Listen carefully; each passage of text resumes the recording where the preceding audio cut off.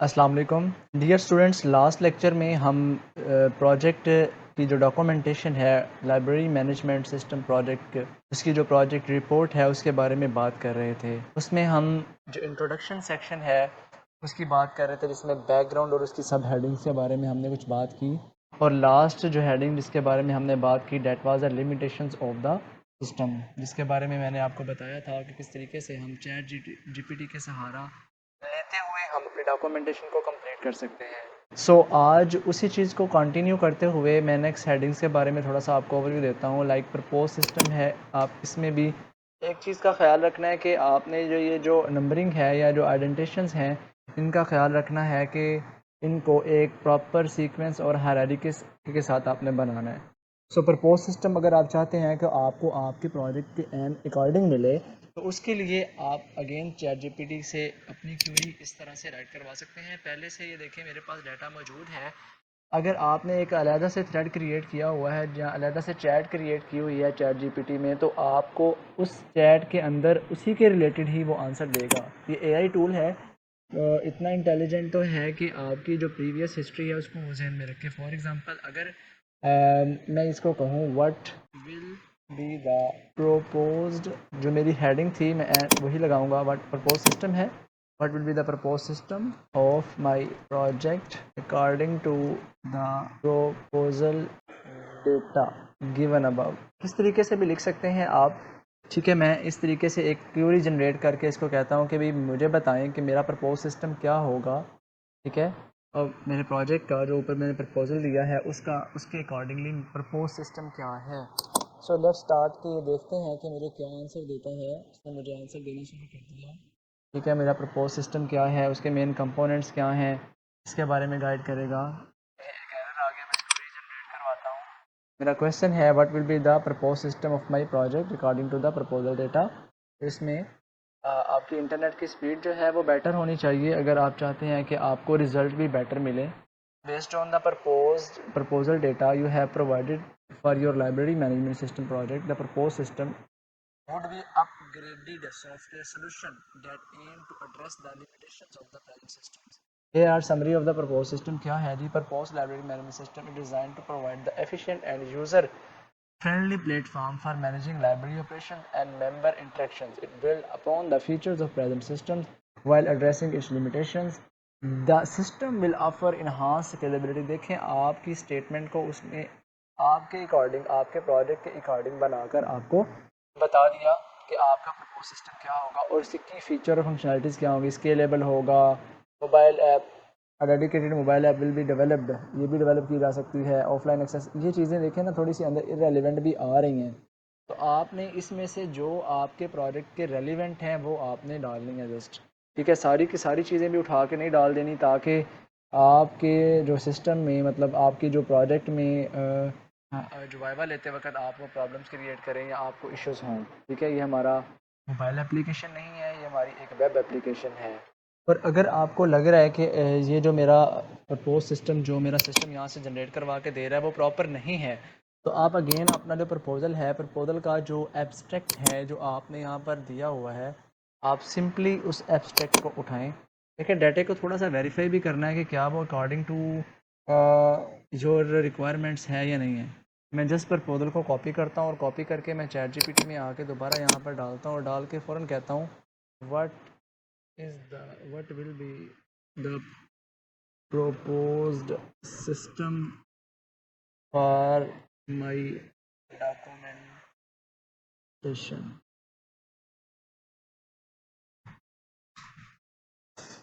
Query को लिखा मैंने, जैसे ही मैंने एंटर किया तो मैं देखता हूँ उसने मुझे प्रपोज सिस्टम का ओवरव्यू दे दिया। ठीक है, ये कि प्रपोज सिस्टम कॉम्प्रिहेंसिव सॉफ्टवेयर है और मतलब सारा उसके बारे में डिटेल, बुक इशू, रिकॉर्ड वगैरह आपसे थोड़ा सा मेरे ख्याल से उससे बेटर है। Design and streamline enhance library operation through user friendly interface. और ये PHP में बिल्ड किया जा रहा है। इसमें मेंबर मैनेजमेंट है, एडमिन पैनल है, पब्लिकेशन रिकॉर्ड है, बुक मैनेजमेंट है, बुक इशुएंस है, कौन सी डैशबोर्ड है, प्रोफाइल मैनेजमेंट है, टेक्नोलॉजीज आप ये वाली यूज़ कर रहे हैं, बेनिफिट्स एंड गोल्स इसके ये हैं। ये आपका पूरा प्रपोज सिस्टम का एक उसने सिनारियो निकाल के दे दिया। अगर आप चाहते हैं कि आप ये सारा सिनारियो नहीं देना चाह रहे तो आप इसको जस्ट ये प्रपोज सिस्टम का एक छोटा सा ओवरव्यू भी उसके अंदर अपने डॉक्यूमेंटेशन के अंदर आप ऐड कर सकते हैं। फॉर एग्ज़ाम्पल अगर मैं सारा भी ऐड कर दूँ ये कॉपी करके तो कोई मसला नहीं होगा।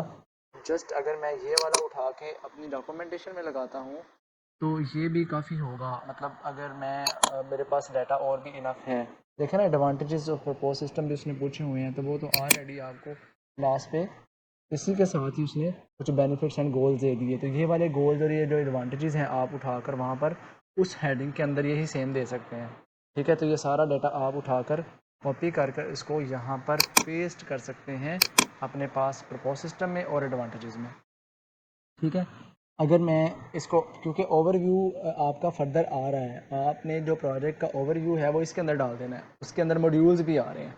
तो ये सारी बेसिकली यहाँ से लेकर यहाँ तक आपको सारा आंसर इसी एक ही क्यूरी से उसने दे दिया। देखें आपके पास ये मैं फॉर एग्ज़ाम्पल अगर मैं उठा के डालता जाऊँ तो ये वाला डाटा कंट्रोल सी मैं उठा के डाल दूँगा यहाँ पर, इसके जो एडवांटेजेस हैं यहाँ पर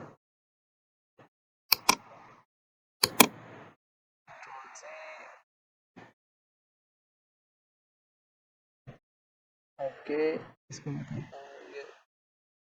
चलें इसको सेट कर लेते हैं। इसके एडेंटेशन का इशू आ रहा है तो इस तरह पेस्ट करते हैं और आप देख सकते हैं कि चूँकि वो बोल्ड था डाटा तो उसने भी उसको बोल्ड कर दिया, उसने सारा डाटा दे दिया। कंट्रोल जी करते हैं, मुझे जस्ट चाहिए ये वाला डाटा, ऊपर तक नहीं चाहिए। कंट्रोल सी कॉपी किया और यहाँ पर आकर मुझे ये जो इसके एडवांटेजेस हैं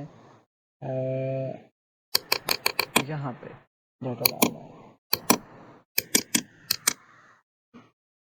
जो इसका एडेंटेशंस बन रही है मुझे वहाँ पर ही सेट करनी है।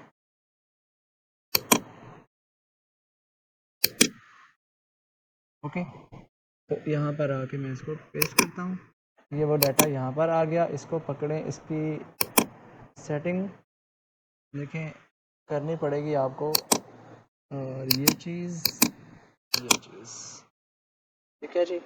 और मुझे यहाँ पर आके add space after and before paragraph भी ऐड करना पड़ेगा।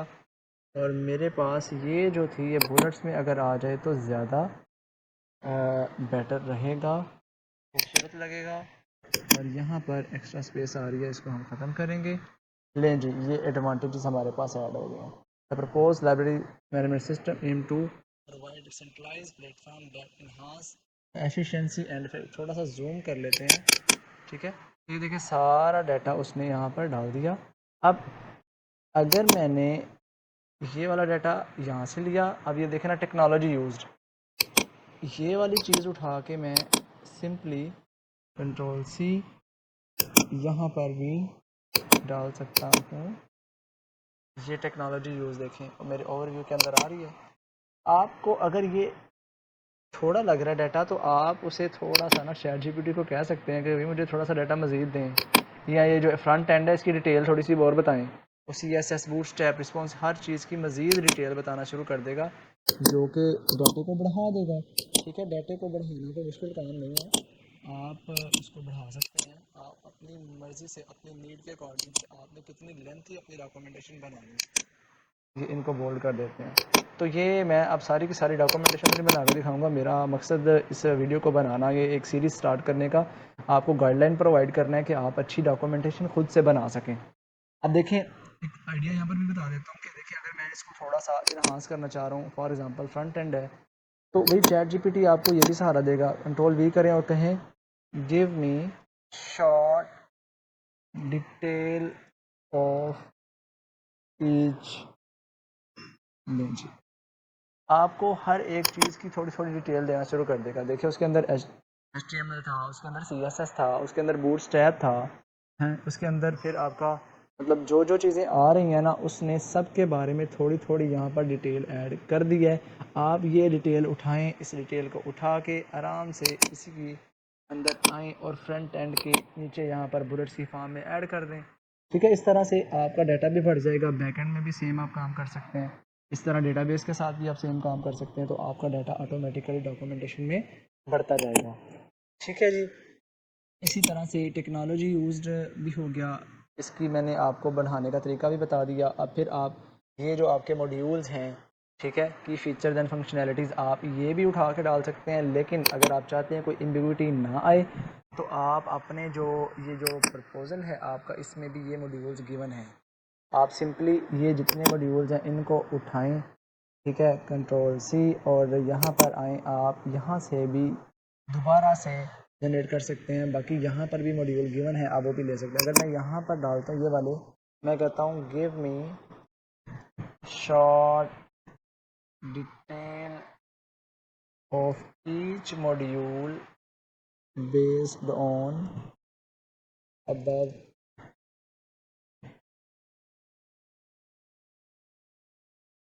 डेटा। अब आप प्रपोजल कह दें या अब डेटा कह दें, आपको हर मॉड्यूल के बारे में देखें एक एक पैराग्राफ के अंदर ही इन्फॉर्मेशन देना शुरू कर दिया उसने। तो आप सिंपली ये मॉड्यूल उठाएं और इन मॉड्यूल्स को उठा के यहाँ पर आके ये जो आपके प्रोजेक्ट मॉड्यूल्स हैं इसके अंदर लगा दें, ठीक है। फिर ओवरव्यू, अगर ओवरव्यू की बात की जाए तो ओवरव्यू आप अलग से भी जनरेट करवा सकते हैं। वैसे ही what will be the overview of my project according to the given proposal. तो जस्ट सिंपल जो उसने पहला पैराग्राफ ओवरव्यू का होगा वो डाल दें। अगर नहीं भी डालना तो इसकी सब हेडिंग्स में वो डालते जाएँ।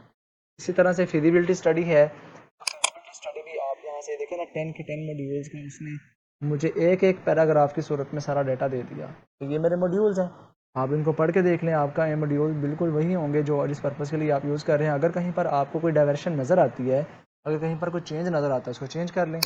सो अब ये देखें, what will be the feasibility study of my project, ठीक है। अब फिजिबिलिटी स्टडी को मैं सर्च करने जा रहा हूँ। जैसे मैंने इसको किया तो ये देखिए मेरे प्रोजेक्ट की फिजिबिलिटी स्टडी वो बता देगा। इसके अंदर हमारे पास टेक्निकल फिजिबिलिटी आती है, फाइनेंशियल फिजिबिलिटी आती है, ऑपरेशनल फिजिबिलिटी आती है, ठीक है, स्केजुअल फिजिबिलिटी आती है, लीगल एंड कंप्लायंस फिजिबिलिटी। आमतौर पर तो 3 ही लिखी जाती हैं, टेक्निकल, फिजिबल, लेकिन यहाँ पर आपके पास जितनी आ रही हैं, आप जितनी मेंशन करना चाह रहे हैं, इस डेटे को उठाएं और आराम से यहाँ पर आपकी फिजिबिलिटी स्टडी में ला के डाल दें। तो देखें इस तरह से आपकी पूरी डॉक्यूमेंटेशन जो है वो उसका पहला चैप्टर आराम से रेडी हो रहा है आपके। मतलब अगर मैं आपको बताऊं कि यहाँ से मैंने स्टार्ट किया था, अभी डाटा मैंने प्रॉपर सीक्वेंस नहीं किया। इंट्रोडक्शन का चैप्टर 10 पेज से स्टार्ट हो रहा है, तो आराम से आपका एक चैप्टर 5 से 6 पेज का ये बन रहा है इंट्रोडक्शन का। 5 से 6 से भी ज़्यादा हो जाएगा अगर आप उसके डाटे को डालेंगे। अभी तो भाई यहाँ पर आए हैं, यहाँ तक ओवरव्यू तक। ओवरव्यू के बाद assignment and of roles and responsibilities है, अगर आपने ये वाली डालनी है। अगर आप तो ये इंडिविजुअली काम कर रहे हैं, ठीक है, तो फिर तो आप बता सकते हैं कि जितने भी इसके अंदर रोल्स हैं वो सारी की सारी रिस्पॉन्सिबिलिटीज़ वो मैंने ही परफॉर्म की हैं। अगर आप ऐसे नहीं करना तो आप इसको भी ChatGPT से हेल्प ले सकते हैं, ठीक है। और यहाँ पर लाएँ, इसको पेस्ट करें, कह दें जी what will be the roles and responsibilities of my project।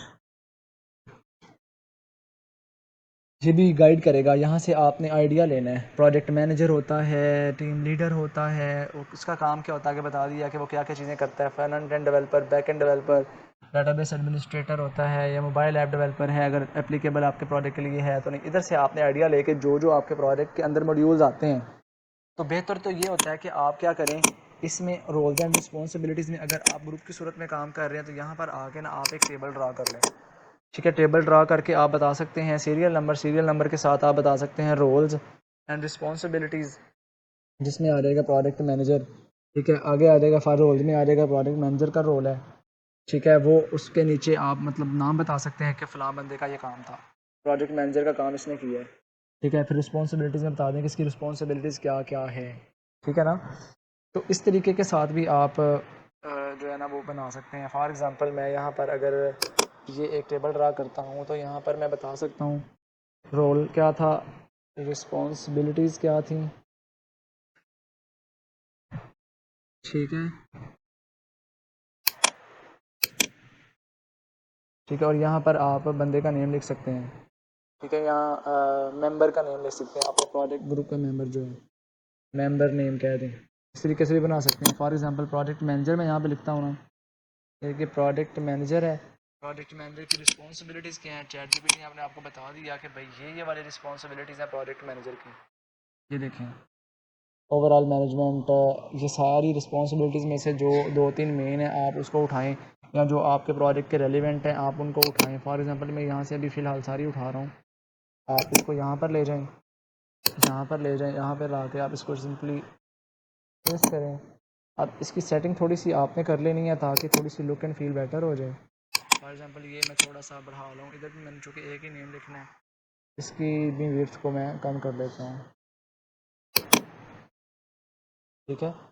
और इनको मैं करता हूँ सिलेक्ट, और सिलेक्ट करने के बाद मैं यहाँ पर इसको बुलेट लगा देता हूँ और इसकी एडेंटेशन को भी मज़ीद सेट कर लेता हूँ ताकि थोड़ी सी ये नंबरिंग भी लगा सकते हैं कि ये रिस्पॉन्सिबिलिटीज़ हैं ये दें, ठीक है जी। और जस्टिफाई कर लें जी, ठीक हो गया। ये आपके पास रिस्पॉन्सिबिलिटीज़ आ गई, यहाँ पर आप बता दें फॉर एग्जांपल अली रज़ा, ठीक है। आगे यहाँ इसका रजिस्ट्रेशन नंबर लिख दें। ये रोल था, ये रिस्पॉन्सिबिलिटीज़ थी, ये किसने परफॉर्म किया, प्रोडक्ट मैनेजर का रोल ये अली रज़ा ने परफॉर्म किया।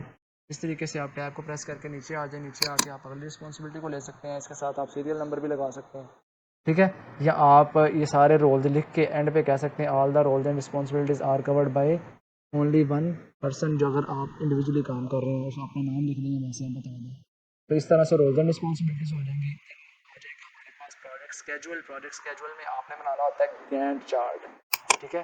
अब यहाँ पर लिखें what will be the project schedule according to my project. अब डेट्स वगैरह तो आल्सो गिव गैंट चार्ट, ठीक है जी। ये मैंने सर्च किया, ये देखें जी क्या करता है चैटजीपीटी हमें क्या मशवरा देता है। ये कह रहा है जी कहते हैं जी creating a project schedule required detail planning and estimating the time required for the each task while I can not generate Gantt chart directly in the text, क्योंकि मुझे डेट्स वगैरह का नहीं पता आपके स्केड्यूल आपके माइलस्टोन्स क्या हैं, इसलिए वो कहता है मैं आपको गैंट चार्ट प्रोजेक्ट स्केड्यूल वो दे रहा है कि प्रोजेक्ट को इनिशिएशन ये पूरा मतलब स्केड्यूल उसने दे दिया कि इनिशियल आप इनिशिएशन की स्टेज में ये काम होंगे, रिक्वायरमेंट एनालिसिस में ये काम होंगे, डिज़ाइन फेज़ में ये काम होंगे, डेवलपमेंट फेज़ में ये काम होंगे, और इंटीग्रेशन एंड टेस्टिंग में ये काम होंगे, क्वालिटी एश्योरेंस में, डॉक्यूमेंटेशन में, डिप्लॉयमेंट में, सारे उसने फेजेस दे दिए, ठीक है। आप क्या करें, आप अपने प्रोजेक्ट की जो फॉर एग्जांपल गैंट चार्ट है उसके लिए आप सिर्फ हेडिंग्स उठा लें इसकी, प्रोजेक्ट इनिशिएशन, रिक्वायरमेंट एनालिसिस, या आपके give me phases of project for Gantt chart लें जी, ये भी आप कह सकते हैं, ठीक है। वो उसने मुझे प्रोजेक्ट के फेज़ दे देने हैं, वही वाले दे रहा है, ठीक है। अगर इसको शॉर्ट करना है शॉर्ट भी कर सकते हो आप, ठीक है। तो आप इसका आराम से एक गैंट चार्ट बना सकते हो। गैंट चार्ट आप किसी भी टूल को यूज़ करके बना सकते हो, इसके ऊपर अलहदा भी वीडियो बनाई जा सकती है, लेकिन मैं सजेस्ट करूँगा कि आप कोई टेम्पलेट बना बनाया गैंट चार्ट का उठाएं, उसके अंदर ये वाले फेजेस आपने डालें, initiation phase, planning phase, designing phase, इस तरह से सारे लेफ़्ट साइड पे आप इस तरह से फॉर एग्ज़ाम्पल टेबल की सूरत में भी आप ये गैंट चार्ट बना सकते हैं कि आप एक साइड पे सारे फेज़ दे दें, आगे आप स्टार्ट टाइम बता दें कौन सा फेज़ कब स्टार्ट हो रहा है कब एंड हो रहा है, ऑन द टाइम बता दें, माइलस्टोन आपका क्या था, माइलस्टोन आप 4 मंथ फॉर एग्जांपल कर रहे हैं तो 4 मंथ में आप अपने प्रोजेक्ट को डिवाइड कर सकते हैं। अगर मैं आपको यहाँ पर एक गैंट चार्ट दिखाऊं कि जो मैंने एक सैम्पल गैंट चार्ट यहाँ पर मेरे पास होगा, जस्ट मी चेक, मैंने यहाँ से एक गैंट चार्ट रखा था,